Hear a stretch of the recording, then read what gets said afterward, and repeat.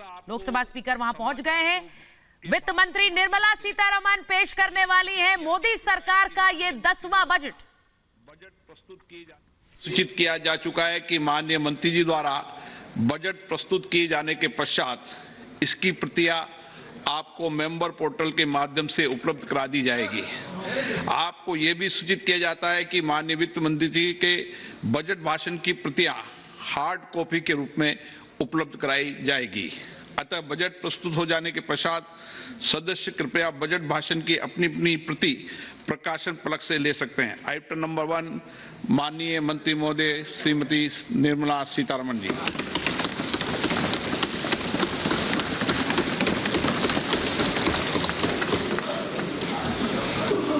मंत्री जी आज digital budget पढ़ रही हैं।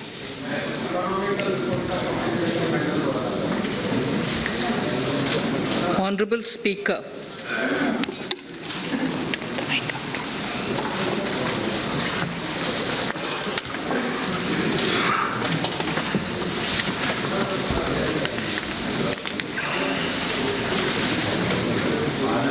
Honorable Speaker, sir, I present the budget for the year 2022-23. At the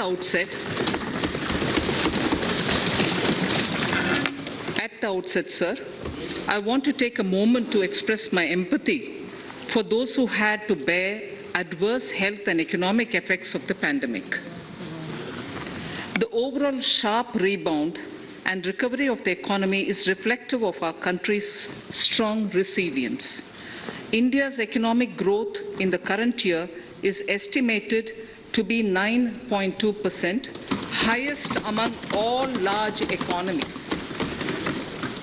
I recognize we are in the midst of an 2022-23 के लिए ये आम बजट पेश कर रही हूँ और शुरू में ही संवेदनाएं व्यक्त करना चाहती हूँ। The speed and coverage of our vaccination campaign has helped greatly. With an accelerated improvement of health infrastructure in the past 2 years, we are in a strong position to withstand challenges. I am confident that with सबका प्रयास और ये इसीलिए संभव हो पाया है क्योंकि सबका साथ और सबका प्रयास के साथ ही हम आगे बढ़े हैं। We are marking आजादी का Amrit Mahotsav and have entered into हम आजादी के अमृत महोत्सव के साथ आगे बढ़ रहे हैं। आजादी के 75 साल हम मना रहे हैं।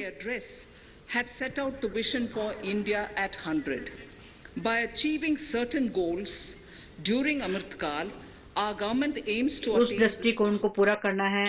अमृतकाल में निर्धारित लक्ष्य इस प्रकार हैं: सूक्ष्म आर्थिक स्तर, समग्र कल्याण पर जोर देते हुए व्यापक आर्थिक विकास में सहायता करना है, डिजिटल अर्थव्यवस्था, फिनेटेक, प्रौद्योगिकी समर्थित विकास, ऊर्जा परिवर्तन तथा जलवायु कार्य योजना को बढ़ावा देना है, सार्वजनिक पूंजी निवेश की सहायता से निजी निवेश।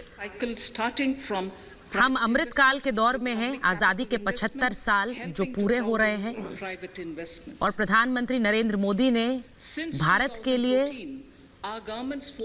एक रोड मैप, एक विजन रखा है। हम उस रोड मैप और विजन को, उस सोच को आगे लेकर ही ये बजट पेश कर रहे हैं। ये ग्रोथ को, विकास को आगे लेकर चलने वाला बजट है जिसे आज मैं पेश कर रही हूँ। Direct benefit transfers. We are committed to strengthening the abilities of the poor to tap हमारी प्राथमिकता हमेशा से देश के गरीब रहे हैं, अंतिम पंक्ति में खड़े हुए लोग रहे हैं, जिससे कि हर सुविधा उन लोगों तक पहुंचाई जा सके। न सिर्फ गरीब बल्कि मध्यम वर्गीय लोग, उन तक भी चीजें पहुंचाने की प्रतिबद्धता को मैं फिर से दोहराना चाहूंगी। उनकी क्षमता बढ़ाने के लिए जो भी अवसर प्रदान किए जा सकते हैं उन पर हमने काम किया है। Its fundamental tenets, which included transparency of financial statement and fiscal position, reflect हम the निरंतर government's प्रयास कर रहे हैं strengths and challenges. पंक्ति में खड़े हुए आखिरी व्यक्ति तक हर सुविधा पहुंचाने के लिए। गरीबों के जीवन में बदलाव को लेकर हमारी प्रतिबद्धता आज के इस बजट में साफ झलकती हुई नजर आएगी। The strengthening of health infrastructure, speedy implementation of the vaccination program and the nationwide हमारी resilient सरकार का response to the लक्ष्य है current कि निजी labor निवेश को हम pandemic प्राथमिकता दें। are evident for all. The समग्र कल्याण productivity-linked हमारा लक्ष्य है। incentive in 14 sectors गरीबी for मिटाने achieving the की vision of Atmanirbhar कोशिश Bharat इसी has लक्ष्य को received लेकर excellent आगे बढ़ता हुआ ये response, बजट है with potential to create 60 lakh new jobs और उन्हीं को and ध्यान an में रखते additional हुए हमने production of 30 आवंटन lakh crores किया है। during next 5 years. Towards implementation of the new public sector enterprise policy, the हम strategic 25 साल का transfer एक of बुनियादी ownership of बजट Air तैयार India कर रहे has हैं। been आने वाले completed. समय में The हम आज़ादी के strategic अमृत partner महोत्सव में 75 साल तो मना रहे हैं, लेकिन हम 100 साल The strategic तक का partner लक्ष्य for रखकर Neelachal ये बजट Ispat पेश कर रहे Nigam हैं। Limited has been selected. The public issue of the LIC is expected shortly. Others too are in the 30 lakh process अतिरिक्त of नौकरियां 2022 सृजन करने की भी हमारी कोशिश है और इस बजट में वो तमाम प्रयास नजर आएंगे जो ये नौकरियों का सृजन कर पाए। The National Bank for Infrastructure Development and National Asset Reconstruction Company have commenced their activities. Honorable Speaker, sir, Budget 2021-22 had provided a sharp increase in provision for public investment or capital expenditure. निवेश के Throughout the लिए year, with the बहुत Honorable से Prime Minister मौके guiding the implementation, पिछले साल के our budget ने economic पेश किए हैं। recovery is continuing 2020-21 के to बजट benefit ने from the निवेश के कई multiplier मौके पेश effect. किए और हमारी सरकार ने उन्हें आगे बढ़कर देश के हित के लिए इस्तेमाल किया है। This budget continues to provide impetus for growth. It lays a parallel track of one, a blueprint for the Amrit Kaal, which is futuristic and inclusive. अर्थव्यवस्था के This will मोर्चे पर directly benefit जो भी our चुनौतियां हैं youth, हम उनका मुकाबला कर रहे हैं। farmers, the scheduled castes and the जो scheduled पब्लिक tribes. इन्वेस्टमेंट है, जो लोक निवेश है, Big private उसने बहुत public बड़ी भूमिका investment. निभाई है Number two, और प्रधानमंत्री की सोच को आगे रखते हुए हम उस लोक निवेश को देश के लिए for India at 100. आगे बढ़ा रहे हैं। This shall be guided इसके लाभ भी by हमें लगातार मिल Gati रहे हैं। Shakti and be benefited by the synergy of multi. ये बजट भी विकास की रफ्तार को आगे बढ़ाने में मदद करता है। We lay the following 4 priorities: PM Gati Shakti, inclusive development. ये बजट युवाओं, महिलाओं, किसानों का बजट है और उनके लिए खास प्रावधान लेकर आया बजट है। And climate action, and 4, financing of investments.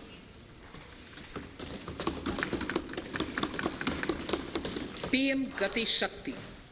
PM Gati Shakti is a transformative PM approach गति for शक्ति economic growth योजना and के sustainable तहत जो development. प्रावधान है The approach is driven वो by 7 प्राथमिकताएं, engines, namely वो प्रावधान roads, इस बजट में railways, airports, साफ ports, नजर mass आएंगे। transport, waterways and logistics infrastructure. All 7 engines will pull forward the economy in unison. These engines are supported by the complementary roles of energy transmission, IT communication, bulk water and sewerage, and PM social infrastructure. Finally, PM गति the शक्ति approach is योजना के powered तहत by clean energy युवाओं, and किसानों startup और prayas. महिलाओं के लिए खास प्रावधान किए गए हैं। The efforts of the central government, the state governments, and the private sector together, leading to a huge job and entrepreneurial opportunities for all, especially the youth. PM Gati Shakti Master Plan, National Master Plan, the scope of PM Gati Shakti National Master Plan will encompass the हमारी पूरी कोशिश है कि एक master plan के तहत हम इस बजट को आगे बढ़ाएं, क्योंकि हम सिर्फ इस साल के बजट की बात नहीं कर रहे हैं, हम आने वाले 25 सालों को ध्यान में रखकर ये बजट पेश कर रहे हैं। प्रधानमंत्री जी ने जो सोच निवेश को लेकर आगे रखी है, वो सोच भी इस बजट में साफ झलकती हुई आपको नजर आएगी। Projects pertaining to these 7 engines in the national infrastructure pipeline will be aligned with PM Gati Shakti framework. आर्थिक परिवर्तनों के साथ will be world-class modern infrastructure and logistic synergy among different modes of movement, both of people and goods, ध्यान में रखते हुए प्रति व्यक्ति आय को बढ़ाने का उद्देश्य सामने रखते हुए हमने इस बजट को आवंटित किया है। Road transport. PM Gati Shakti Master Plan for Expressways will be formulated in 2022-23 to facilitate faster movement of people and goods. The National Highways Network will be expanded by 25,000 kilometers in 2022-23. 20,000 crores of rupees will be mobilized through innovative ways of financing. आजादी के 100वें वर्ष तक का जो दृष्टिकोण प्रधानमंत्री ने रखा है, सरकार का उद्देश्य उस अमृत काल में निर्धारित लक्ष्यों को पूरा करना है। Logistics interface platform designed for application programming interface. हमने एक मास्टर प्लान तैयार किया है और उसी मास्टर प्लान को आज मैं आगे रख रही हूँ। Through different modes, reducing logistics cost and time, assisting just-in-time inventory management, and in eliminating tedious 25,000 kilometre राष्ट्रीय राजमार्ग में साल 2022-23 में जोड़े जा रहे हैं। Information to all stakeholders and improve international competitiveness. हमने एयर इंडिया का विनिवेश भी पूरा किया है। For organizing seamless travel of passengers will also be facilitated. Contracts for implementation of multimodal logistic parks at 4 locations through PPP mode will be awarded in 22-23. Railways will develop new products and efficient logistics services for small farmers and small and medium enterprises. Besides taking और मंझले किसानों के लिए खास तौर से प्रावधान और खास तौर से योजनाएं लेकर ये सरकार आई है, उस पर हम लगातार काम कर रहे हैं।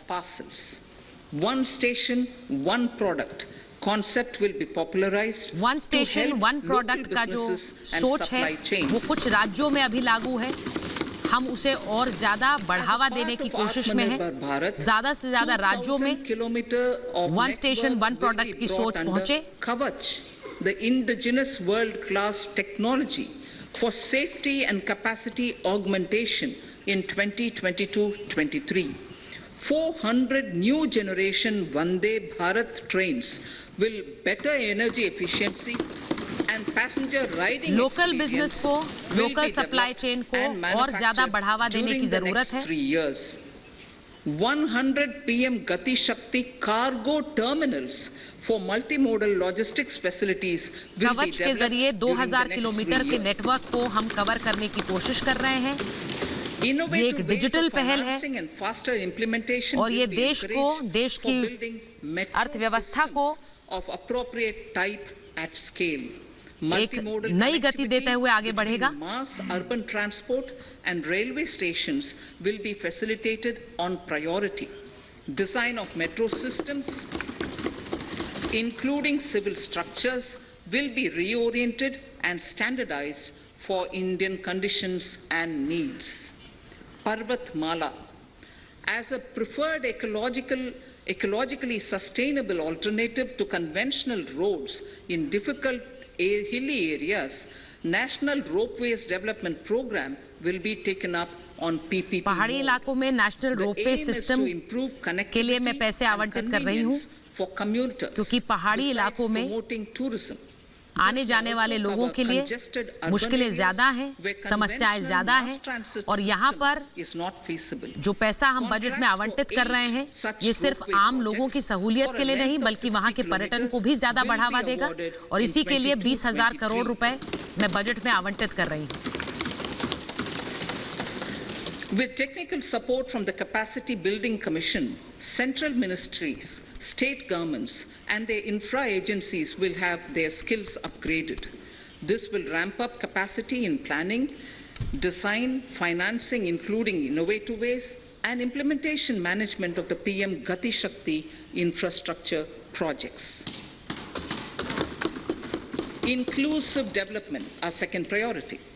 Agriculture. The procurement of wheat in Rabi 21-22 and the estimated procurement of paddy in Kharif 21-22 will cover 1,208 lakh metric tons of wheat and paddy from 163 lakh farmers. 100 Gatishakti cargo terminals बनाए जाएंगे। उसके लिए भी हम पैसे आवंटित कर रहे हैं। अगले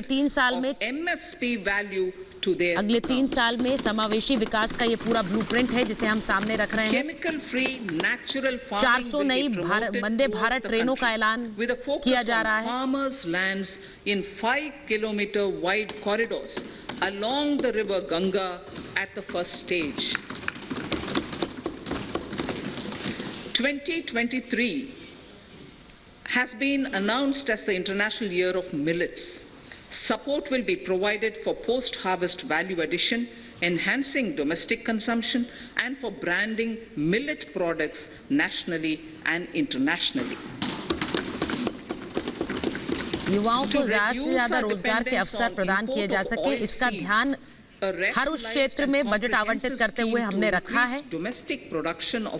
रोजगार को प्रोत्साहन देने वाला ये बजट है, ऐसी उम्मीद मैं कर रही हूँ। Digital and high-tech services to farmers with involvement of public sector research and extension institutions along with private agri-tech players and stakeholders of agri-value chains, a scheme in International Year of Millet 2023 को उसे घोषित किया गया है, यानी अनाज के लिहाज से बेहद अहम साल 2022-23 का ये रहने वाला है। तेल के आयात को कम करने के लिए spraying of insecticides and nutrients. प्रयास हम कर रहे हैं। States will be किसानों को encouraged to revise digital of services किस तरह से पहुंचाई जा सकते हैं, उस पे हमारा ध्यान है।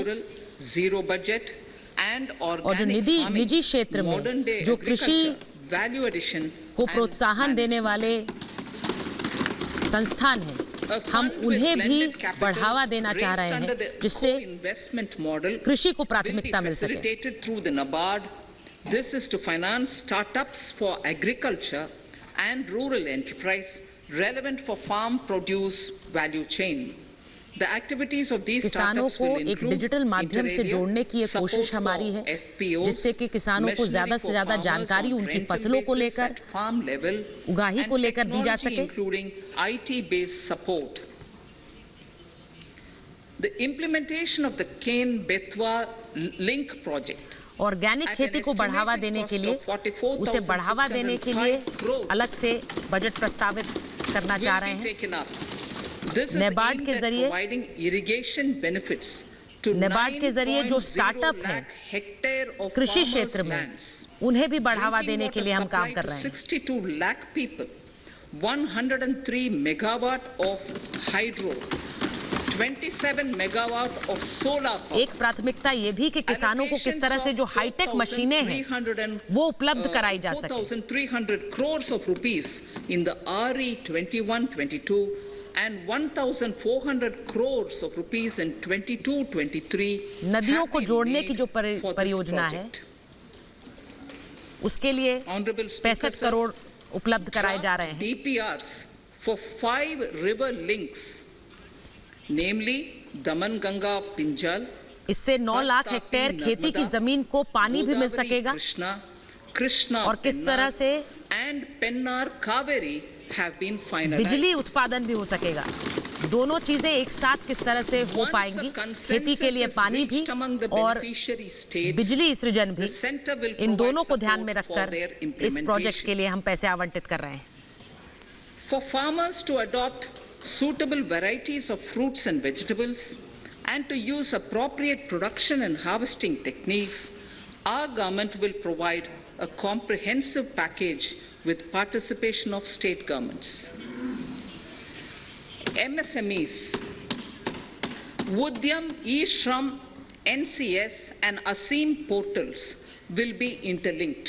नदियों को जोड़ने के लिए जो डिटेल्ड प्रोजेक्ट रिपोर्ट्स हैं, 5 नदियों को जोड़ने के लिए डिटेल्ड प्रोजेक्ट रिपोर्ट्स को सबमिट किया जा चुका है, इन्हें सामने रखा जा चुका है और इन पर हम अपना समर्थन जाहिर करते हैं और इन्हें आगे बढ़ाने के लिए बजट आवंटित करते हैं। And recruitment with an aim to further formalize the economy and enhance entrepreneurial opportunities for all. Emergency Credit Line Guarantee Scheme मंझौले और छोटे उद्योगों के लिए MSMEs के लिए to more than 130 lakh MSMEs. और सुविधाएं दी जा रही हैं जिससे जो छोटे और मंझोले उद्योग थे जिन्हें इस कोविड के समय में सबसे ज्यादा मार उठानी पड़ी, मार झेलनी पड़ी, उन्हें फायदा पहुंच सके और वो फिर से अर्थव्यवस्था को गति देने में और ज्यादा सक्षम हो सके। The ECLGS will be extended up to March 2023 and its guarantee cover will be expanded by 50,000 crores of rupees to total cover of 5 lakh crores. जो हॉस्पिटैलिटी सेक्टर है और खासकर जो सूक्ष्म और जो लघु उद्योग हैं हॉस्पिटैलिटी सेक्टर में, उन्हें भी बढ़ावा देने का उद्देश्य हमारी सरकार का है। Amount being earmarked exclusively for the hospitality and related sectors. Credit Guarantee Trust for Micro and Small Enterprises छोटे और लघु उद्योगों को scheme will be revamped. बढ़ावा देने के लिए 5 लाख करोड़ का कर दिया गया है। This will facilitate additional credit of 2 lakh crore for micro उन्हें और and small ज्यादा enterprises राशि मिलेगी अपने उद्योगों को बढ़ावा देने के लिए और उसे उसके परस्पर आगे बढ़ाने के लिए। Raising and accelerating MSME performance ramp program credit guarantee trust छोटे और लघु उद्योगों के लिए जारी किया जा रहा है। This will help MSME sector become more resilient, competitive and efficient.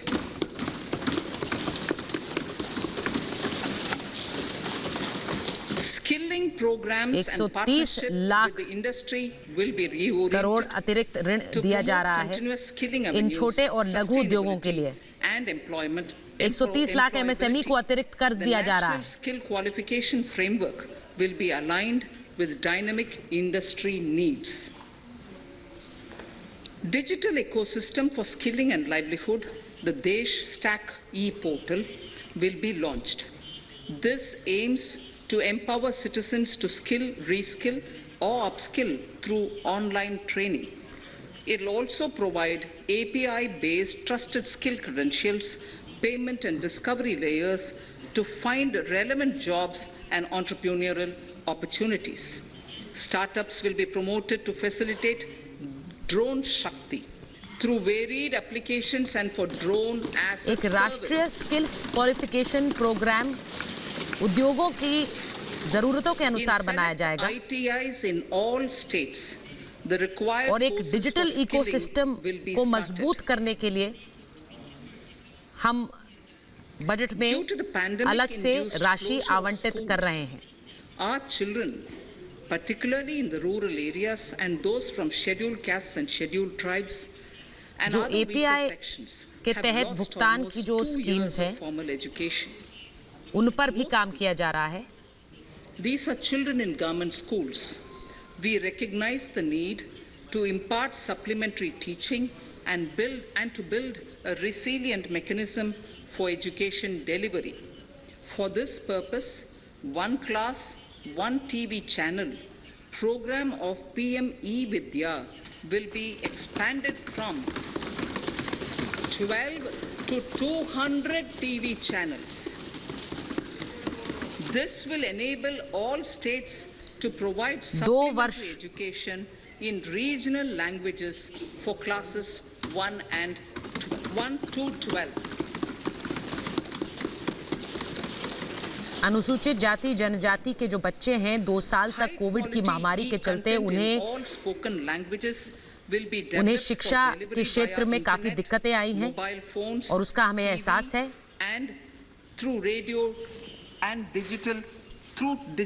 उन्हें ऑनलाइन किस तरह से सेवाएं प्रदान करनी है, इसे लेकर भी बजट में हम खास प्रावधान कर रहे हैं।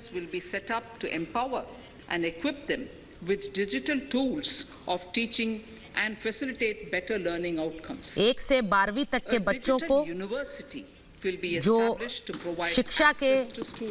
शिक्षा के जो माध्यम है उन्हें किस तरह से डिजिटाइज करके छात्रों तक पहुंचाना है, उसके लिए अलग से बजट आवंटित किया जा रहा है, क्योंकि हम समझ रहे हैं कि कोरोना महामारी में छात्रों को सबसे ज्यादा दिक्कतें हुई हैं और इसीलिए हमारा ज्यादा से ज्यादा जोर डिजिटाइजेशन पर है और वो शिक्षा के क्षेत्र में भी डिजिटाइजेशन पर जोर है।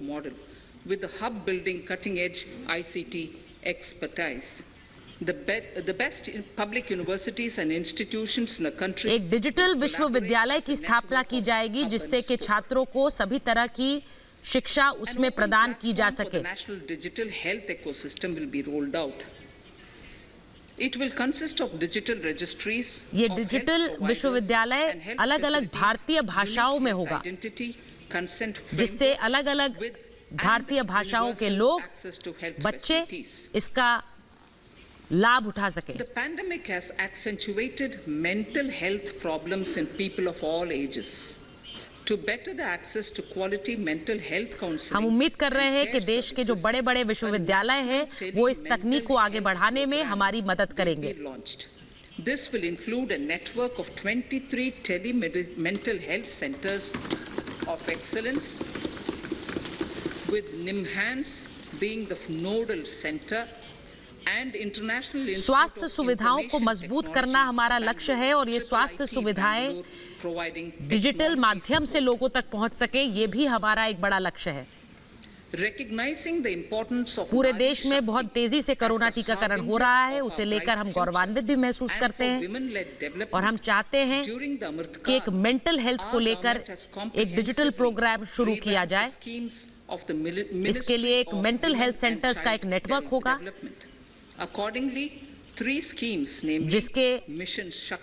जिसके नोडल सेंटर्स देश के अलग-अलग हिस्सों में होंगे और ये एक केंद्रीय व्यवस्था के तहत काम करेगा। नारी शक्ति को हमारे उज्जवल भविष्य के लिए बहुत अहमियत हम देते हैं और इस अमृत महोत्सव में खास ऐलान महिलाओं को लेकर, नारी शक्ति को लेकर हम करना चाहते हैं। Clean energy and providing improved environment for early childhood development. 2 lakh Anganwadis will be upgraded under this scheme. 3 योजनाओं का ऐलान केंद्रीय महिला एवं बाल विकास मंत्रालय के तहत हम शुरू कर रहे हैं, जिससे बेहतर आंगनबाड़ियां जो कि बेहतर सुविधाओं से लैस होंगी, जो ज्यादा सहायता महिलाओं को दे सकें और स्वच्छ ऊर्जा से संपन्न ये आंगनबाड़ियां होंगी।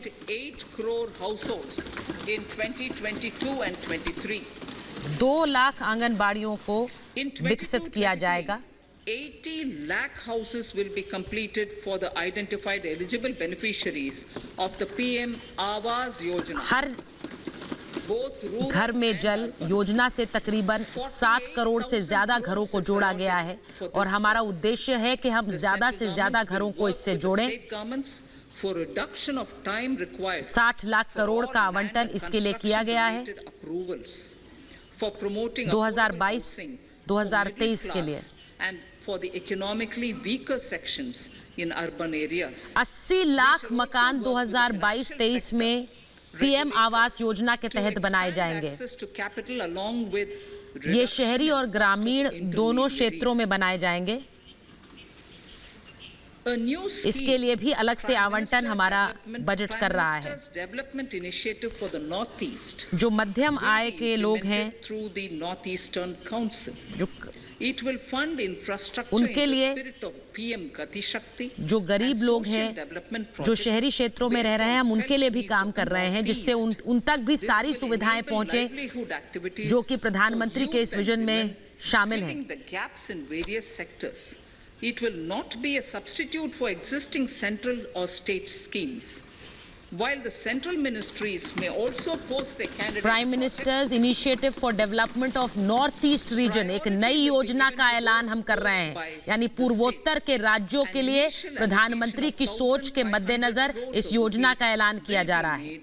and the initial list of projects is given in Annexure 1. ये सामाजिक विकास और बुनियादी ढांचे को बढ़ावा देने के लिए पूर्वोत्तर के राज्यों के लिए ऐलान किया जा रहा है. Of life of citizens in the most backward districts of the country through aspirational districts program has been translated into reality in a very short span of time. ये किसी भी तरह की पुरानी योजना का विकल्प नहीं है. ये एक नई योजना है. 1500 करोड़ रुपए आवंटित इस खास योजना के लिए किए जा रहे हैं. Nutrition, financial inclusion and basic infrastructure. They have surpassed even some of the state average values. देश के जो पिछड़े जिले हैं उनको किस तरह से देश की मुख्य धारा में जोड़ना है, उसे लेकर एक संकल्प हमारी सरकार का रहा है. हम उस पर आगे बढ़ रहे हैं. In 22-23, the program will focus on such blocks in those districts. स्वास्थ्य, पोषण और वित्तीय स्थिति इन राज्यों की बेहतर की जा सके, इन पिछड़े इलाकों की बेहतर की जा सके, इसके लिए भी हमारी सरकार प्रतिबद्ध है और उसके लिए भी अलग से राशि इस बजट में आवंटित की जा रही है. Will be covered under a new Vibrant Villages program. The activities will include construction of village infrastructure, में housing, tourist centers, पिछड़े जिलों के ऐसे ब्लॉक्स जिन पर अभी तक विकास की मुख्य धारा नहीं पहुंच पाई है, उन्हें जोड़ने के लिए, बुनियादी सुविधाएं पहुंचाने के लिए हम काम कर रहे हैं. Additional funding for these activities will be उत्तरी सीमा की ऐसे गांव को हम वाइब्रेंट विलेज योजना के तहत जोड़ने की कोशिश कर रहे हैं. on a constant basis. गांव की जो बुनियादी सुविधाएं हैं उन्हें बढ़ावा देने के साथ-साथ पर्यटन को भी बढ़ावा मिलता है. will come on the core banking system, enabling financial inclusion and access to accounts through net banking. जो दूरदर्शन के लिए डायरेक्ट टू होम और आजीविका सृजन कार्यक्रम के लिए भी बढ़ावा हम दे रहे हैं, जिससे ज्यादा से ज्यादा घरों में डायरेक्ट टू होम दूरदर्शन पहुंच सके. in rural areas, enabling interoperability and financial inclusion. Honorable Speaker, sir, in recent years, digital banking, digital payments, and fintech innovations have grown at a rapid pace in the country. 1 lakh से ज्यादा डाकघरों में digital सेवाएं पहुंच जाएंगी, जिससे ज्यादा से ज्यादा लोग अपने खातों को इन डाकघरों में डिजिटल सेवा के माध्यम से इस्तेमाल कर सकें. देश को एक डिजिटल अर्थव्यवस्था के रूप में विकसित करने का हमारा एक रोड मैप रहा है और उसी के तहत हम डिजिटल बैंकिंग को बढ़ावा दे रहे हैं. By scheduled commercial banks. सरकार उन सभी क्षेत्रों को प्रोत्साहित कर रही है जहां जल्दी से जल्दी डिजिटाइजेशन पहुंच सके, जिससे अर्थव्यवस्था को भी गति मिले. उन्हीं में से एक ये डाकघरों का डिजिटाइजेशन और डाकघरों का को बैंकिंग माध्यम से जोड़ने का हमारा उद्देश्य है. In recent years, over 25,000 compliances were reduced and nearly 1,500 union laws were repealed. Digital payment ecosystem जो कि पिछले बजट में हम जिसकी शुरुआत हमने की, वो आगामी बजट में भी जारी रहेगा, 2022-23 में भी जारी रहेगा. 1,486 यानी जो डिजिटल पेमेंट प्लेटफॉर्म्स हैं, उनके इस्तेमाल को बढ़ावा दिया जाएगा. Our trust in the public and ease of doing business is what is highlighted here, sir. For the Amrit Kal, the next phase of ease of doing business 2.0 and ease of living will be launched. संघीय कानून हमने देखा है पिछले 1 साल में कई संघीय कानूनों को खत्म किया गया है. 25,000 ऐसे अनुपालन हैं जिन्हें खत्म किया गया है. The new phase will be guided by an active involvement of the states, digitization of manual processes and interventions, integration of the हमने central and state level कई ऐसे systems through IT bridges, अनुपालन है जिन्हें खत्म किया है, जिससे ईज ऑफ डूइंग बिजनेस में हमें मदद मिली है। हम चाहते हैं कि ज्यादा से ज्यादा मदद उद्योगों को आगे बढ़ने में मिले, उद्योग शुरुआत करने में ज्यादा से ज्यादा सुविधा ये सरकार मुहैया करा पाए, ये हमारा उद्देश्य है। A single window portal, Parivesh, for all green clearances was launched in 2018. It has been instrumental in reducing the time required for approval. और इसके लिए आईटी सेतुओं के जरिए केंद्र और राज्य सरकारों में एक समन्वय बैठ सके, जिससे आम नागरिकों को भी उसकी सहायता मिल सके। Based on location of units, इन सुविधाओं को ठीक करने के लिए भी हम will be provided. काम आगे बढ़ा रहे हैं। इसका उद्देश्य सिर्फ ये कि आम नागरिक को अपने व्यापार को बढ़ावा देने में, स्टार्टअप्स को अपने व्यापार को आगे बढ़ाने में मदद मिल सके। 2018 में जो सिंगल पोर्टल विंडो सिस्टम हमने शुरू किया था, हम देख रहे हैं कि उसका फायदा भी मिल रहा है और इसके दायरे को हम और बढ़ाने के लिए भी काम कर रहे हैं। And futuristic technology will be rolled out in 22-23 to enhance the convenience for the citizens in their overseas travel. By the time of India at 100, nearly half our population is likely to be living in urban areas. Green CPC एक centralised processing system के तहत हम ease of doing business को आगे बढ़ाना चाहते हैं। For the demographic dividend. For this, on the one hand, we need to nurture the megacities and their hinterlands to become current centers of ई-वीजा economic processing growth. को हम बढ़ावा दे रहे हैं, जिससे नागरिकों को विदेश जाने, अपने पर्यटन में सुविधा मिल सके। This would require us to reimagine our cities into centers of sustainable living with opportunities for all, including women and our youth. For this to happen, urban planning cannot continue with a business as usual approach. We plan to steer a paradigm change. A high-level committee mega city of reputed urban project के planners, पोषण की जरूरत urban है, economists जिससे and शहरी विकास institutions will be को formed बढ़ावा to दिया जा make सके recommendations और on उससे urban sector policies, आजीविका सृजन भी हो capacity सकता building, है, planning, रोजगार सृजन भी हो implementation सकता है, and उसको भी हम बढ़ावा दे रहे हैं। For urban capacity building, support will be provided to the states. Modernization हमें हमारे शहरों को विकसित करना होगा और शहरों के विकास के साथ ही आजीविका सृजन और रोजगार सृजन मुमकिन हो पाएगा। इसीलिए हमारा खास फोकस, हमारा केंद्र शहरों के विकास पर है। The central government's financial support for mass transit शहरी क्षेत्रों में क्षमता विकास के लिए हम खास for formulation of संस्थाओं का सृजन कर रहे हैं। their implementation for facilitating the TOD and TPS by the states. For developing India-specific knowledge इस कार्यक्रम के तहत अलग-अलग शहरों में जो इंफ्रास्ट्रक्चर है, जो मूलभूत सुविधाएं हैं, academic institutions, लोगों के रहने की will be लिए जो जगहें बनाई जाएंगी, उन सब पर खास ध्यान केंद्रित रहेगा। Endowment fund of 250 crore each. In addition, the 250 crore की राशि मैं इसके लिए आवंटित कर रही हूँ, क्योंकि जब शहर का विकास होगा तो देश का विकास होगा। We will promote a shift to use of public transport in urban areas. This will be complemented by clean tech and governance solutions, special mobility zones with zero fossil fuel policy and EV vehicles.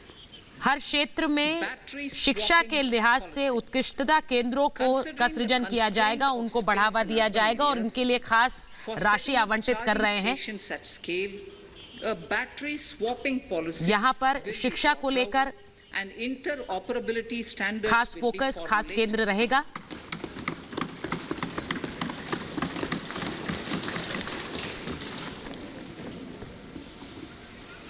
The private sector will be encouraged to develop sustainable and innovative business models for battery or energy as a service.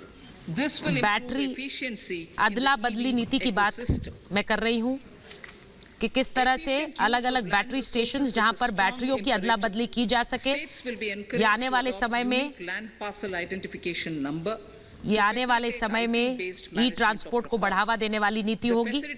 For transliteration of land records across any of the Schedule 8 languages will also be rolled out. The adoption of linkage with National Generic Document Registration System (NGDRS) with the One Nation One Registration software will be promoted as an option for uniform process of registration and anywhere registration of deeds and documents. Necessary amendments in the code IBC will be carried out to enhance the efficiency of the resolution process and facilitate cross-border राज्यों में man person identification योजना को लागू करने के लिए प्रोत्साहन देने की बात मैं कर रही हूँ। Several IT-based systems have been established जो जमीन के रिकॉर्ड्स हैं वो सभी 8 भाषाओं में लोगों तक पहुंच सकें, इस योजना को भी हम लागू कर रहे हैं। एक देश एक रजिस्ट्रेशन सॉफ्टवेयर की योजना को भी लागू किया जाएगा, जिससे जो जमीन और संपत्ति की जो डील्स हैं उनमें एक यूनिफॉर्मिटी आ सके, उसके लिए हम काम कर रहे हैं। For the needs of Amritkal, the new rules have benefited from the inputs from various stakeholders. The modernized rules allow use of transparent quality criteria besides cost and evaluation of complex tenders. Provisions have been made for payment of 75% of running bills mandatorily within 10 days and for encouraging settlements of disputes through conciliation. जो सरकारी खरीद है उसे अमृतकाल की जो जरूरतें हैं उनके मद्देनजर आधुनिक बनाया गया है। End-to-end online e-bill system will be launched for use by all central cross border tenders यानी कि अलग-अलग राज्यों से गुजरने वाले टेंडर्स में पारदर्शिता हो सके और उन्हें एक ही सिस्टम से जोड़ा जा सके, उस पर हमारी प्राथमिकता है। and claims and track their status from anywhere. To reduce पारदर्शिता को बढ़ाने और जो भुगतान किए जाते हैं उसमें विलंब को कम करने के लिए हम खरीदों के लिए ई बिलिंग सिस्टम को शुरू कर रहे हैं। Business such as gold imports may also find this ये सिस्टम आपूर्तिकर्ताओं और साथ ही जो ठेकेदार हैं उनके साथ जुड़ता हुआ एक सिस्टम जिससे उन्हें आसानी से ऑनलाइन अपनी सेवाओं को आपस में काम करने में उसकी सुविधा वो उठा सके। Animation, visual effects, gaming and comic, the ABGC sector offers immense potential to employ youth. An ABGC promotion task force with all stakeholders will be set up to recommend ways to realize this and build domestic capacity for bank guarantee के बजाय surety bond को स्वीकार किया जाएगा सरकारी मामलों में। Telecom sector, telecommunications in general and 5G technology in particular can enable growth and offer job opportunities. Required spectrum auctions will be conducted in 2022. IRDAI ने श्योरिटी बॉन्ड को मंजूरी देने का जो पूरा कार्यक्रम है उस पर काम शुरू कर दिया है। 2022-23 by private telecom providers. A scheme for अब एनिमेशन, गेमिंग और विजुअल इफेक्ट का जो क्षेत्र है उस पर बात करना चाहूंगी। will be launched to build a strong उसके लिए एक ecosystem टास्क फोर्स for गठित की 5G जाएगी as part of the production linked incentive scheme. To enable जिससे affordable दुनिया भर broadband में इस क्षेत्र and में जो mobile बदलाव हो रहे service हैं proliferation उन्हें in rural and Bharat remote में भी areas, लाया जा सके। 5% of annual collections under the दूर universal संचार की बात करती हूँ। service obligation fund will be allocated. This will provide and this will promote दूर R&D संचार की and आधुनिक commercialization of तकनीक technologies रोजगार के and नए अवसर solutions. प्रदान कर सकता है। Our vision is that इस पर भी all हमारी सरकार का खास villages ध्यान and है। their residents should have the same access to e-services, communication facilities, and digital resources as urban areas and their design residents. आधारित मैन्युफैक्चरिंग के लिए एक खास योजना लागू की जाएगी जिससे उत्पाद भी बढ़ाया जा सके और ये योजना जो पिछड़े इलाके हैं, जो ग्रामीण इलाके हैं, उनसे भी जोड़ी जा सके। इन पिछड़े इलाकों में मोबाइल और ब्रॉडबैंड सेवाओं को उपलब्ध कराने की भी हमारी प्राथमिकता है। इसके लिए सर्विस एलोकेशन फंड उपलब्ध कराया जाएगा जिससे ये गांव, ये ग्रामीण इलाके जोड़े जा सके। हमारी ये सोच है कि जो ग्रामीण इलाके हैं देश के, वो उसी तरह से संचार सुविधाएं इस्तेमाल कर सकें जिस तरह से देश के शहरी इलाके के लोग इस्तेमाल कर रहे हैं। ये सोच इस सरकार की है और उस पर हम काम कर रहे हैं। देश के सभी गांव जिनमें पिछड़े क्षेत्र भी शामिल हैं, उन्हें जोड़ने का ये प्रयास किया गया है हमारी सरकार ने। इस योजना को हम पीपीपी के जरिए लाने का काम कर रहे हैं और इसे 2025 तक हम पूरा करने का संकल्प कर रहे हैं। और कोशिश ये है कि ऑप्टिकल फाइबर का बेहतर से बेहतर इस्तेमाल हम कर सकें।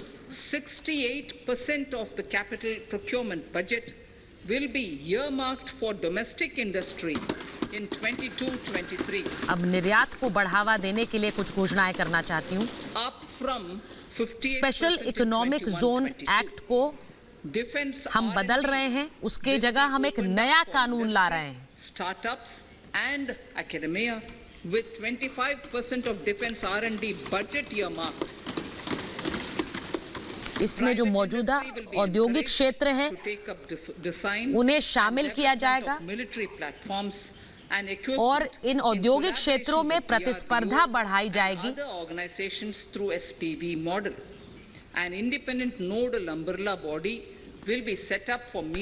सरकार की ये सोच रही है कि हम आत्मनिर्भरता को बढ़ाएं और निर्यात को कम करें। Semiconductor and its ecosystem, हमारी योजनाएं और हमारी सोच and pharmaceuticals, green रक्षा क्षेत्र को लेकर भी है। रक्षा क्षेत्र में आत्मनिर्भरता को बढ़ाने के लिए हम अनुसंधान का बजट 25% बजट R&D के लिए सुनिश्चित कर रहे हैं। Light touch regulations, facilitative actions to build domestic capacities and promotion of research and development will guide the government's approach. DRDO और अन्य संस्था हथियारों की D&D पर, उनकी शोध पर, उनकी रिसर्च पर ये पैसा खर्च कर सकती है। डिफेंस बजट में 25% इस शोध पर हम आवंटित करना चाहते हैं। The risks of climate change are the strongest negative externalities that affect India and other countries.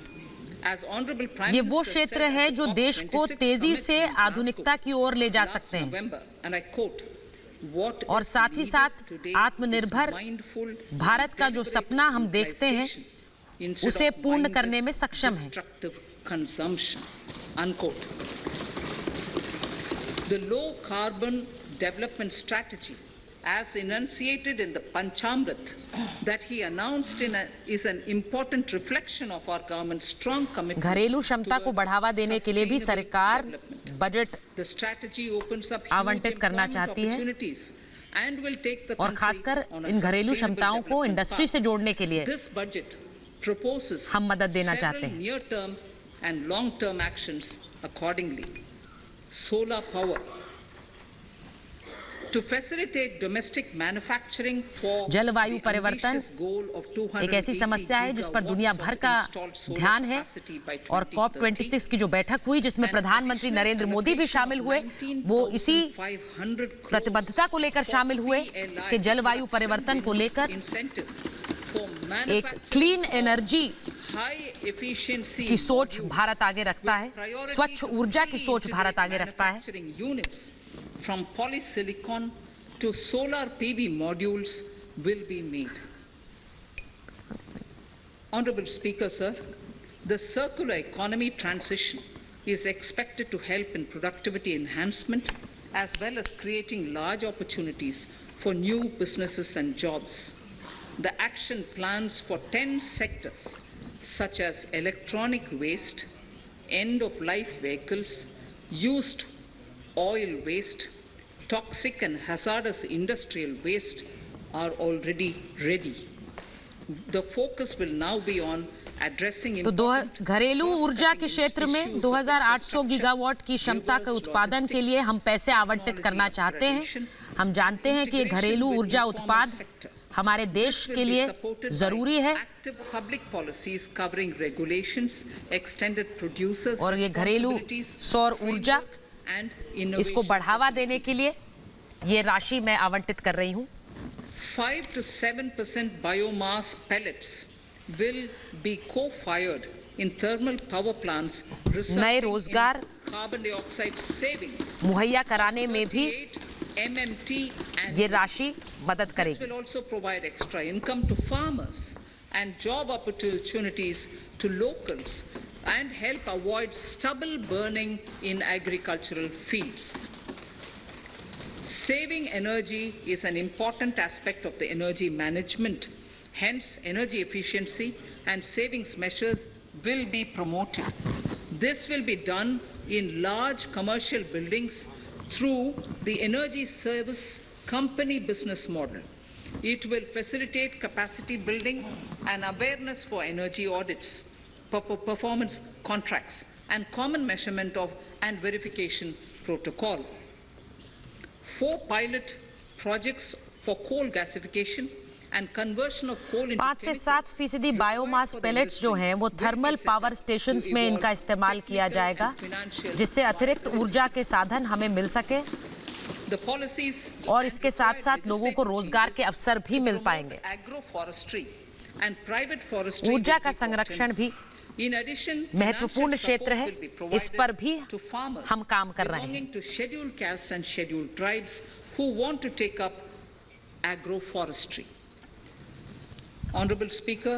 ऊर्जा संरक्षण बड़ी इमारतों के अंदर किया जा सके, ये भी एक ऐसा क्षेत्र है जिस पर हम ध्यान केंद्रित करना चाहते हैं। And sustainable economic revival and consolidation through its multiplier effect. Capital investment also helps in creating employment opportunities. इसके लिए कोयले को ऊर्जा में तब्दील करने के लिए 4 पायलट प्रोजेक्ट्स की शुरुआत की जा रही है। Services from professionals and help farmers through better agri infrastructure. The economy has shown strong resilience to come out of the effects of the pandemic with high growth. उन किसानों को भी बढ़ावा दिया जाएगा जो अनुसूचित जाति और जनजाति से आते हैं और जो इसका इस्तेमाल करना चाहते हैं, उनको खास प्रोत्साहन हमारी सरकार देगी। As outlined in para 5 earlier, the virtuous cycle of investment requires public investment to crowd in. पूंजीगत निवेश की अब मैं बात करना चाहती हूं क्योंकि पूंजीगत निवेश अर्थव्यवस्था की शक्ल सूरत सुधारने के लिए बहुत जरूरी है और उसी पर अब हम ध्यान केंद्रित करना चाहते हैं। बड़े उद्योगों के क्षेत्र में भी निर्माण के क्षेत्र को मजबूत करता है। Considering the above imperative, the outlay for capital expenditure in the union budget is once again being हमारी इस अर्थव्यवस्था ने महामारी की मजबूरियों के बावजूद अपनी ताकत को दर्शाया है। From 5.54 lakh crore in the current year to 7.50 lakh crores in 22-23.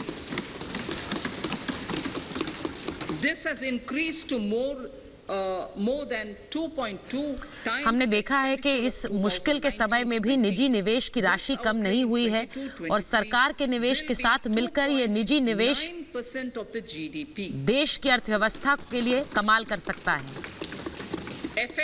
साल 2023 में भी सरकार इस निवेश को बढ़ाएगी जिससे ये इस अर्थव्यवस्था को आगे ले जाने में ड्राइवर की तरह काम कर सके। Through grants and aid to states, the effective capital expenditure of the central government पूंजीगत निवेश को 35.4% बढ़ाने का ऐलान किया जा रहा है। In 22-23, which will be about 4.1% of the GDP. Green bonds.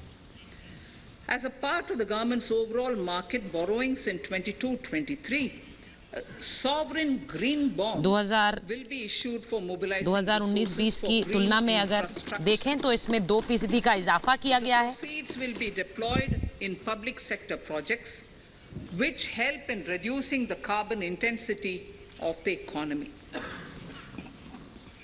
Gift IFSC.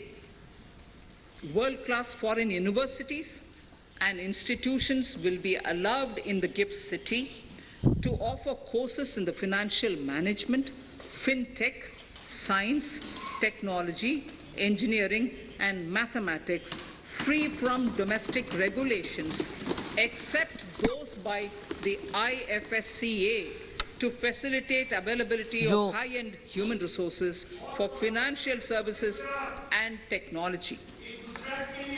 An international arbitration center will be set up in the GIFT city for time. Bharat में हर ढांचे को मजबूत करने के लिए ग्रीन बॉन्ड्स तैयार किए जा रहे हैं। इससे अर्थव्यवस्था की जो कार्बन इंटेंसिटी है उसे भी कम करने में मदद मिलेगी। कार्बन डाइऑक्साइड और कार्बन इम्प्रिंट्स को कम करने में मदद करेगी। Infrastructure status, data centers and energy storage systems, including dense charging infrastructure and grid-scale battery systems, will be included in the harmonized list of infrastructure. This will facilitate credit availability for digital infrastructure and clean energy storage. वित्तीय क्षेत्र में भी उच्च गुणवत्ता वाला मानव संसाधन जो है, ह्यूमन रिसोर्स है, उसे उपलब्ध कराने की हमारी कोशिश है। एक इंटरनेशनल आर्बिट्रेशन सेंटर की स्थापना की भी मैं बात कर रही हूँ, जो अंतर्राष्ट्रीय विवादों को निपटारे के लिए इस्तेमाल किया जाएगा।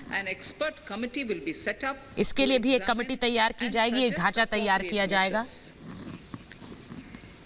Government-backed funds, NIIF and SIDBI fund of funds have provided scale capital, creating a multiplier effect.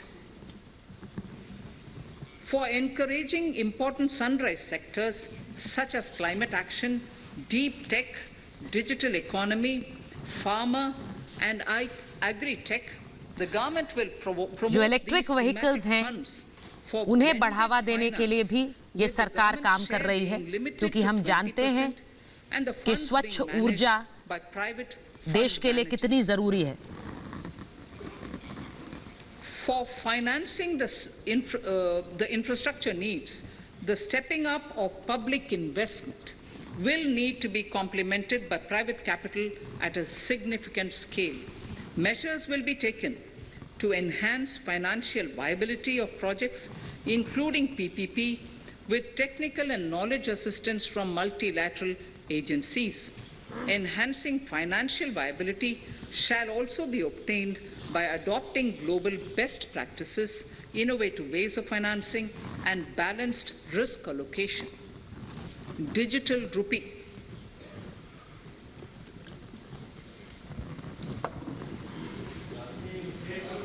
Introduction of a central bank digital currency will give a big boost to digital एक ब्लेंडेड फाइनेंस सिस्टम की भी योजना की बात मैं कर रही हूं, जिसमें प्राइवेट इन्वेस्टमेंट को भी बढ़ावा दिया जाएगा। It is therefore proposed to introduce digital rupee using blockchain and other technologies to be issued by the Reserve Bank of India starting 2022 and 23. PPP model के तहत financial models Financial assistance to states को आंकने for की भी capital investment. हम बात कर रहे हैं Reflecting the और true इस पर भी spirit हम of cooperative काम करना capitalism, चाहते हैं। The central government is committed to bolstering the hands of the states in enhancing their capital investment digital towards creative- central bank digital creating currency की productive बात assets मैं कर and रही हूँ। generating remunerative employment. The scheme ये for financial currency assistance management में to states for capital investment यानी has digital been मुद्रा के extremely जरिए well किस तरह से received by the states. इस सेंट्रल डिजिटल मुद्रा प्रबंधन में मदद की जा सकती है, उस पर भी हम काम कर रहे हैं। State finance ministers, the outlay for this scheme is being enhanced from 10,000 crores in the budget estimates to 15,000 crores. 2022-23 में डिजिटल रुपी को भी हम लागू करेंगे। For 22-23,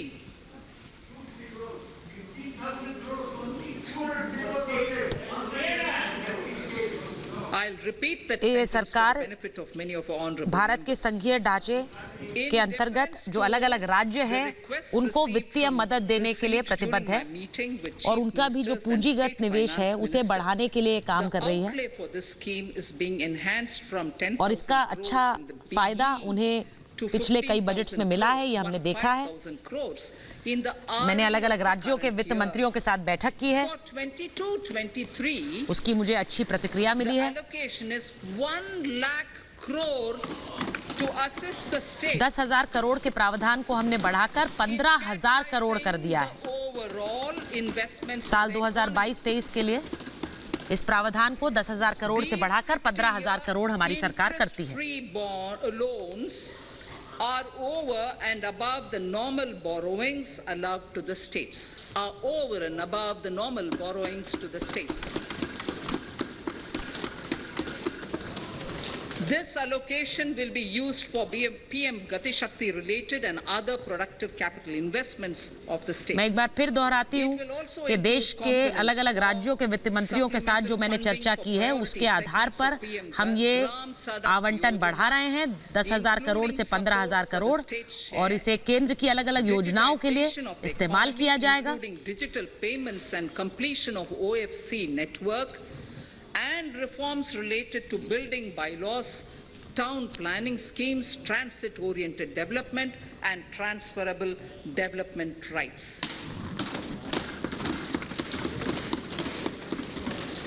In 22-23, in accordance with the recommendations of the 15th Finance Commission, the states हम 50 साल के लिए ब्याज रहित बॉन्ड भी लाने की बात कर रहे हैं और जो ये ऋण राज्यों को दिया जाता है उससे अलग मैं ये बात कर रही हूँ, इन बॉन्ड्स को लाया जाएगा। 50 साल तक ब्याज रहित बॉन्ड होंगे। Fiscal management. As against a total expenditure of 34.83 lakh crores of rupees projected in the BE 21-22, the revised estimate is 37.70 lakh crores.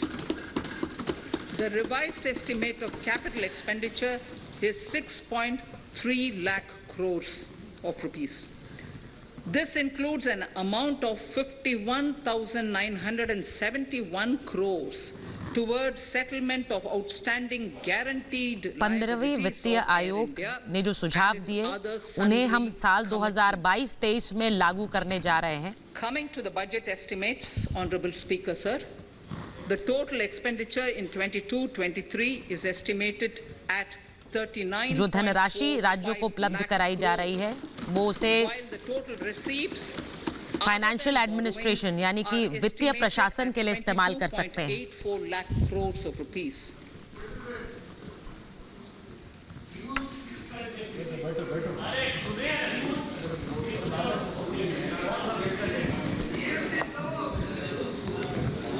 The revised fiscal deficit, Honorable Speaker, इसके लिए 34.48 करोड़ का कैपिटल इन्वेस्टमेंट का अनुमान है। of the GDP as against 6.8% projected in the budget estimates.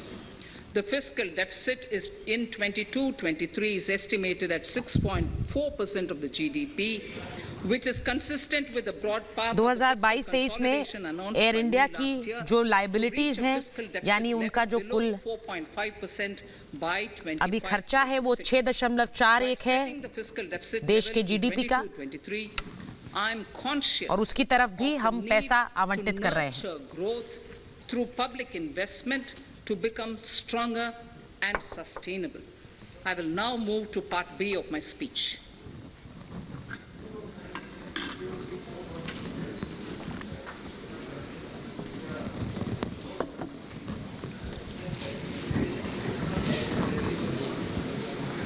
Direct tax.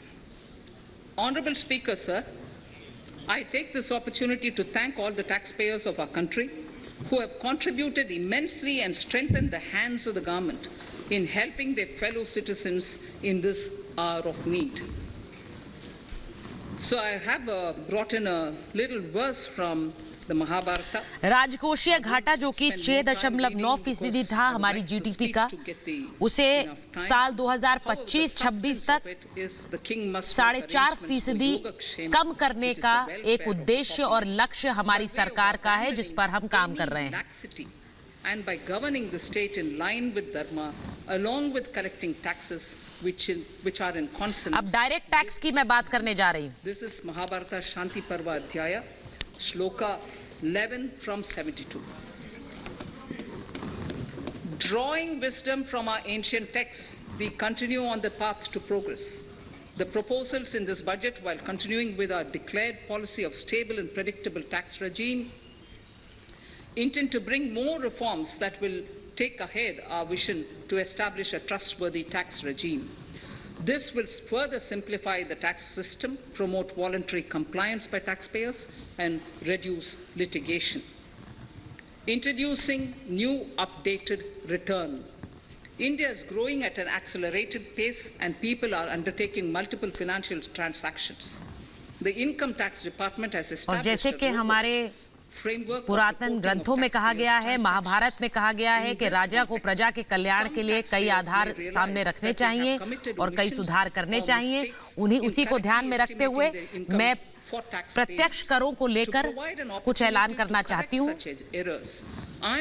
मैं कई और reforms की बात देश के सामने रखना चाहती हूँ। एक विश्वास आधारित जो कर प्रक्रिया है उसे रखना चाहती हूँ, जिसमें वॉलंटरी कंप्लायंस हो, यानी अपनी स्वेच्छा से कर घोषित करने की नागरिकों की इच्छा सामने साफ झलकती हो। It goes through a lengthy process of adjudication. Instead, with this proposal now, there will be a trust repost in the taxpayers that will enable the assessee herself to declare the income. Income tax department ने एक पारदर्शी व्यवस्था तैयार की है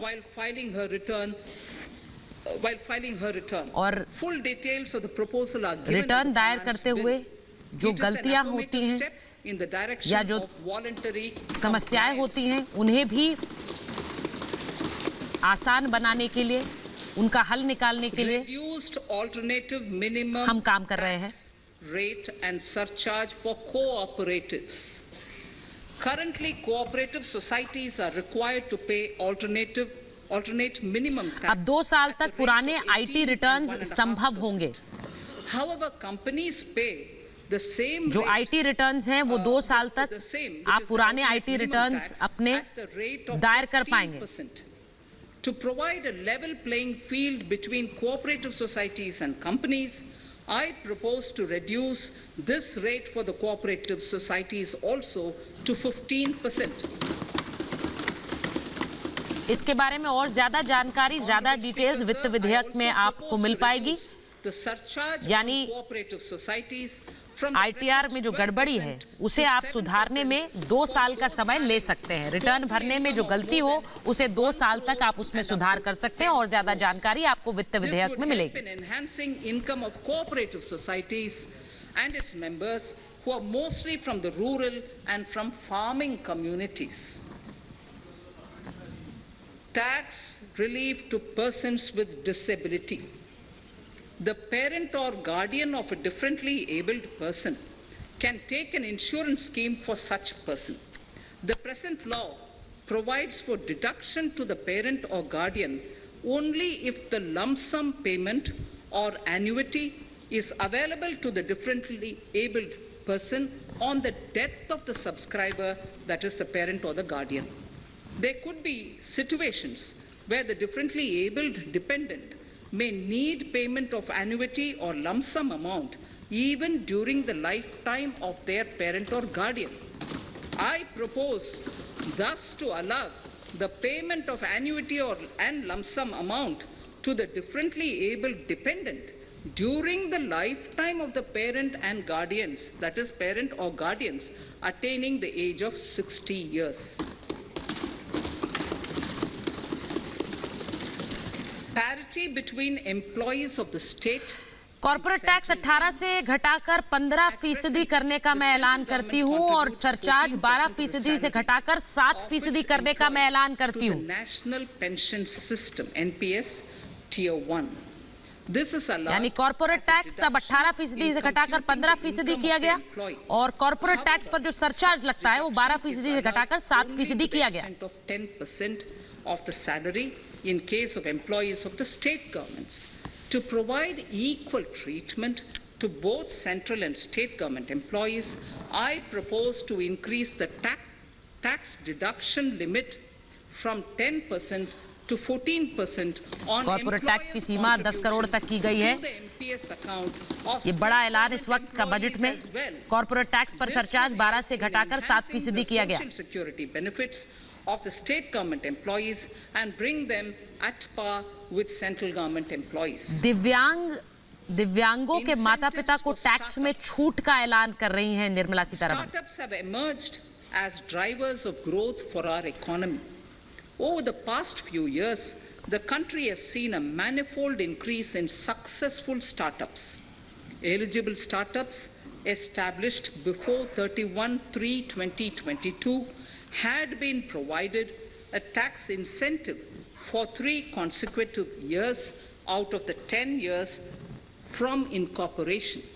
In view of the COVID pandemic, I propose to extend the period of incorporation of the eligible startup by 1 more year, that is up to 31/3/2023, contribution बढ़ाया जाएगा जिससे कि लोगों को लाभ मिल सके और स्थिति सुधारी जा सके। एनपीएस में योगदान 10% की जगह 14% किया गया। ये सरकारी कर्मचारियों के लिए है।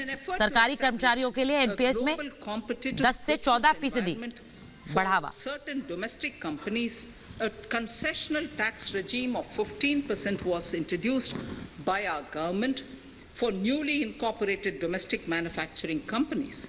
I propose to extend the last date for commencement of manufacturing or production under Section 115B(AB) by 1 more year, that is from 31st March 2023 to 31st March 2024. Tax intensive startups के लिए मैं 1 लाख 1 साल के लिए और बढ़ाना चाहती हूँ। 1 साल का लाभ इन स्टार्टअप्स को मिल सके। कोरोना महामारी के चलते इन्हें काफी दिक्कत हुई है और इसीलिए स्टार्टअप्स को 1 साल का और लाभ मैं देना चाहती हूँ। There has been a phenomenal increase in transaction in virtual digital assets. The magnitude and frequency of these transactions have made it imperative to provide for a specific tax regime. Accordingly, for the taxation of virtual digital assets, I propose to provide that any income from transfer of any virtual digital asset shall be taxed at the rate of 30%, 30%. No deduction in respect of any expenditure or allowance shall be allowed while computing such income except cost of acquisition. Further, loss from transfer of virtual digital asset cannot be set off against any other income. Further, in order to capture the transaction details, I also propose to provide for TDS on payment made in relation to transfer of virtual digital asset at the rate of 1% of such consideration above a monetary threshold. Gift of virtual digital asset is also proposed to be taxed in the hands of the recipient.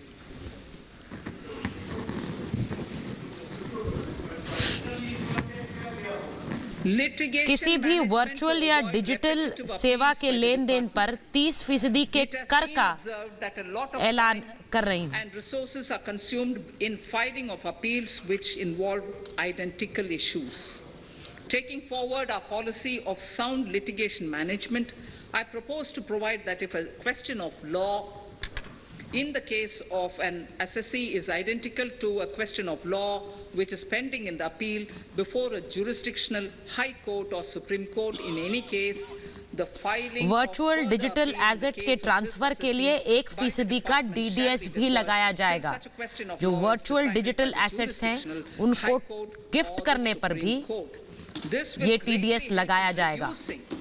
आपको कर देना होगा अगर आपको ये virtual digital asset transfer करना है या गिफ्ट देना है। Taking forward our efforts to further promote the IFSC, I hereby propose to provide that income of a non-resident from offshore derivative instruments or over-the-counter derivatives issued by an offshore banking unit, income from royalty and interest on account of lease of ship, and income received from portfolio management services in IFSC shall be exempt from tax subject to specified conditions. Rationalization of surcharge.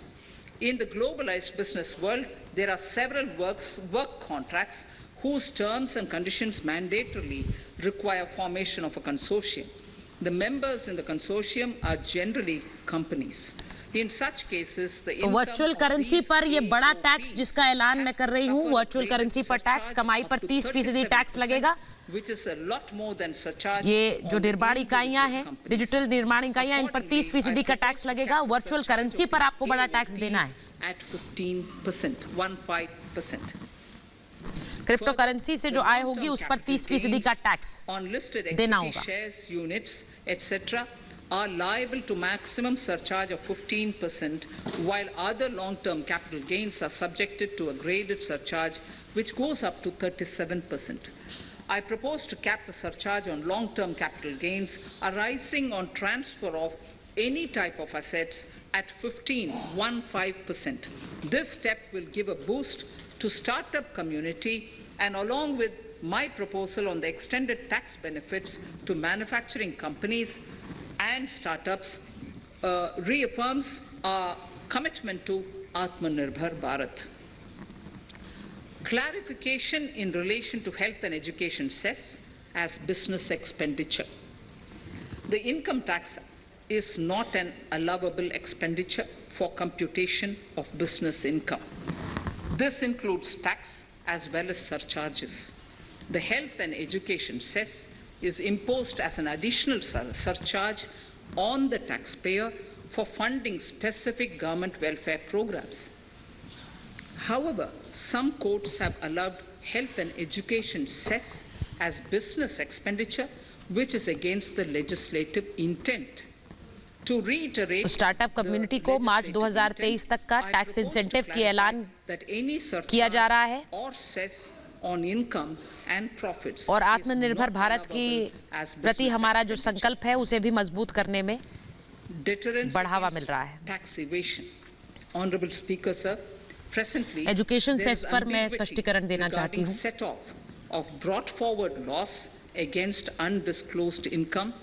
Detected in search operations.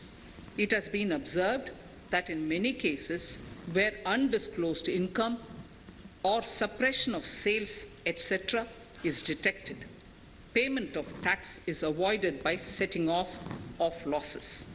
In order to bring certainty and to increase deterrence among tax evaders, I propose to provide that no set-off of any loss shall be allowed against undisclosed income detected during search and survey operations.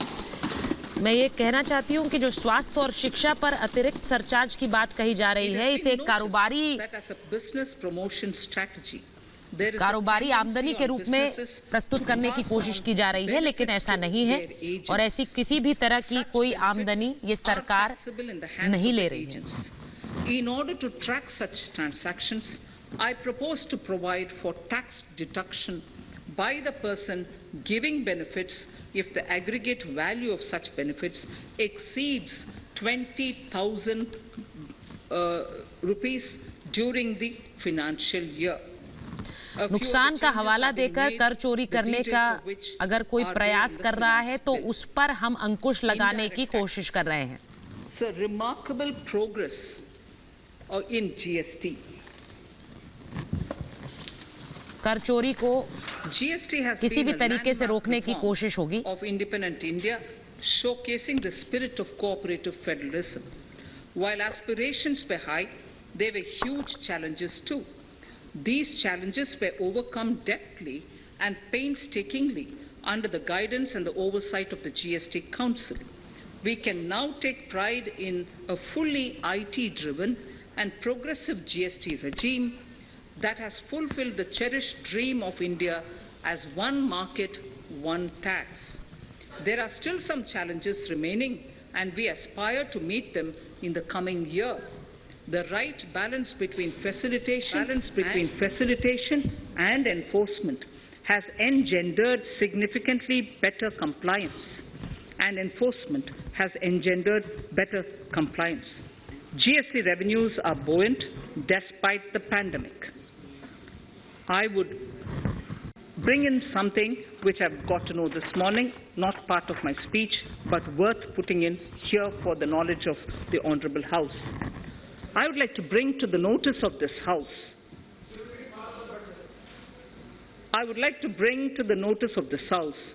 that the gross GST collections for the month of January 2020 रहा है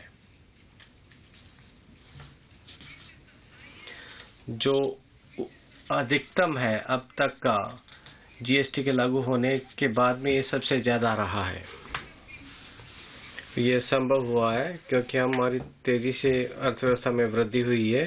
Covid के बाद में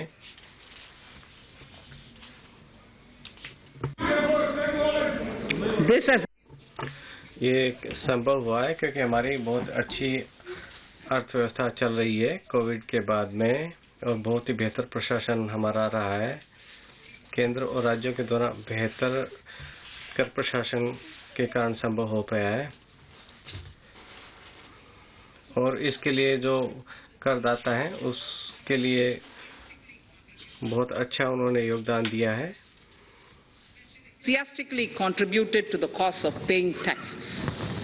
Special economic zones. In part A of my speech, I have referred to the proposed reforms in SEZs. Alongside, we will also undertake reforms in customs administration of SEZs, and it shall henceforth be fully IT-driven and function on the customs national portal with a focus on higher facilitation and with only risk-based checks. This will ease doing business by SEZ units considerably. This reform shall be implemented by 30th September 2022. Customs reforms and duty rate changes. Customs administration has reinvented itself over the years through liberalized procedures and infusion of technology. Faceless customs has been fully established. During COVID-19 pandemic, customs formation have done exceptional frontline work against all odds, displaying agility and purpose. Customs reforms have played a very vital role in domestic capacity creation, providing level playing field to our MSMEs, easing the raw material supply side constraints, enhancing ease of doing business. राष्ट्रीय custom portal को एक to other policy initiatives such पूरी as तरह से PLI, केंद्रित किया जाएगा और उसे सुचारू रूप से my proposals चलाने के on लिए customs side are हम काम कर रहे हैं। to these objectives. Project imports and capital goods. National Capital Goods Policy 2016 aims at doubling the production of capital goods by 2025.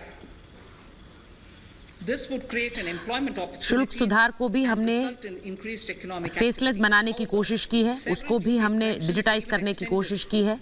Covid के समय में मुश्किल परिस्थितियों में ये काम हमने किया है।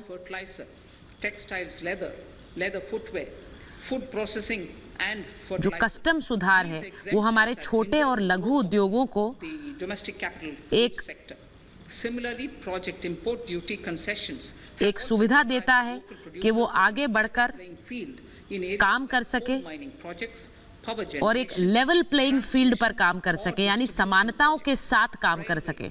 and metro projects. Our experience suggests that reasonable tariffs are conducive to the growth of domestic industry and एक make in India राष्ट्रीय without significantly capital goods impacting नीति का the लक्ष्य essential हमारी imports. सरकार रखती है। Accordingly, Honorable Speaker, sir, it is यानी proposed जो to phase out the capital goods concessional हैं rates on उनको capital goods and उनके project उत्पादन imports को बढ़ावा देने gradually का and लक्ष्य apply a रखकर moderate हम आगे बढ़ रहे हैं। 7.5%. Certain exemptions for advanced machineries that are not manufactured within the country कपड़ा, shall continue. A few चमड़ा, exemptions are being जूते, made, are being ये introduced उत्पाद on inputs बढ़ाने की like कोशिश specialized castings, हमारी सरकार कर रही है। and linear motion guide to encourage domestic manufacturing of capital goods. In the last two budgets, we have rationalized several customs exemptions. We have once again carried out an extensive consultation, including by crowdsourcing.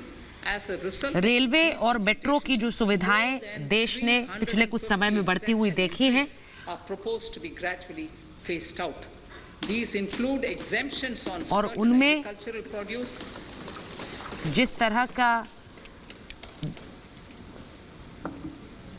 chemicals, ticketing system हमने रखा है वो सरकार की आय बढ़ाने के लिए भी काम करता है और बहुत ज्यादा भार आम लोगों पर नहीं डाल रहा है। As a simplification measure, several concessional rates are being incorporated in the customs tariff schedule itself instead of prescribing them through various notifications. This comprehensive review will simplify the customs rate and tariff structure, पिछले दो बजटों में हमने कई custom रियायतों को लागू किया है। हमने काफी and minimize disputes. मंथन किया है, विचार विमर्श किया है Items which are or can be manufactured in India and providing concessional duties और on 3050 ऐसी एंट्रीज हैं जिन्हें हमने बाहर किया है इस एग्जेम्पशन लिस्ट से। our objective of Make in India and Atmanirbhar Bharat. I shall now take up specific sector-specific proposals. Electronics.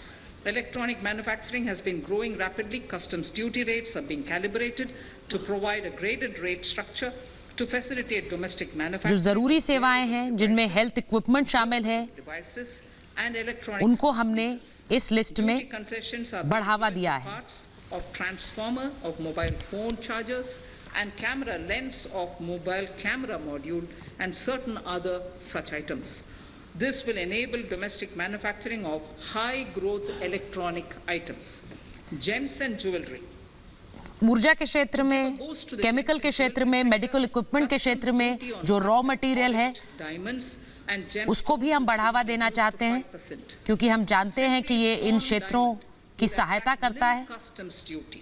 और इसीलिए उन्हें इस एग्जेम्पशन लिस्ट में हमने शामिल किया है। A simplified regulatory framework shall be implemented by June this year to disincentivize import of undervalued imitation jewelry. The customs duty on imitation jewelry is being prescribed in a manner that a duty of at least 400 rupees per kg is paid on its import. Chemicals. Mobile phones के lenses, mobile phones के chargers को उत्पाद करने के लिए रियायतें दी जा रही हैं जिसका सीधा सीधा मतलब ये कि इनके दाम कम होंगे। While duty is being raised on sodium cyanide, for which adequate capacity in the domestic arena exists, These changes will help in enhancing domestic value addition. MSMEs. Duty on umbrellas is being raised to 20%. Exemption to parts of umbrellas is being withdrawn. Exemption is also being rationalized on implements and tools for agricultural sector which are manufactured in India. Customs duty exemption given to steel scrap last year is being extended for another year to provide relief to MSME secondary steel producers. Certain anti-dumping and CVD on stainless steel and coated steel flat products, bars of alloy steel and high-speed steel are being revoked in larger public interest considering prevailing high prices of metals. To incentivize exports, exemptions are being provided on items such as embellishment, trimmings, fasteners, buttons, कृषि क्षेत्र को बढ़ावा देने के लिए कुछ ऐलान करना चाहती हूँ, खासकर जो उपकरण कृषि क्षेत्र में इस्तेमाल होते हैं उन्हें लेकर, और इसीलिए स्टेनलेस स्टील और एलॉय स्टील के उपकरणों को पर जो दी जाती है कस्टम ड्यूटी, उसे लेकर थोड़ी कमी का ऐलान कर रही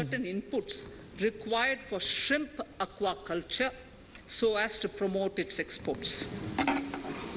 Tariff measure to encourage blending of fuel. Blending of fuel is a priority for this government. To encourage the efforts for blending of fuel, unblended fuel shall attract an additional differential excise duty of rupees 2 per litre from first day of October 22. A few other changes are being made in duty lining rates, material, customs, कुछ खास tariff and customs law, किस्म के the packaging details डिब्बे of which are there in the और साथ ही finance bill. कपड़ों और Mr. जूतों Speaker, पर sir, with these words, I commend the budget और to चमड़े this के सामान august पर house. Thank you. एक्सपोर्टर्स को लाभ देने का ऐलान कर रही हैं निर्मला सीतारमन। आइटम नंबर 2, श्रीमती निर्मला सीतारमन जी। मछली पालन को बढ़ावा देने का भी हमारी प्रतिबद्धता है। Sir, with your permission, I rise to lay on the table the following statements under Section 3(1) of the Fiscal Responsibility and Budget Management FRBM Act 2003, Medium-Term Fiscal Policy cum Fiscal Policy Strategy Statement and Macroeconomic Framework Statement. Item number 3, वित्त विधेयक 2020, निर्मला सीतारमन जी। Sir, item number 3, Finance Bill. Sir, with your permission, I rise to move for leave to introduce the Finance Bill 2022. प्रश्न ये कि वित्त विधेयक को पुनर्स्थापित करने की अनुमति प्रदान की जाए। जो सदस्य इसके पक्ष में हाँ गए, जो सदस्य विरोध में ना गए, मेरे विचार में निर्णय हाँ वालों के पक्ष में, हाँ वालों के पक्ष में। माननीय मंत्री जी, वित्त विधेयक को पुनर्स्थापित करें। Sir, I introduce the bill. सभा की कार्रवाई कल बुधवार दिनांक 2 फरवरी 2022 को 4:30 बजे तक के लिए स्थगित की जाती है।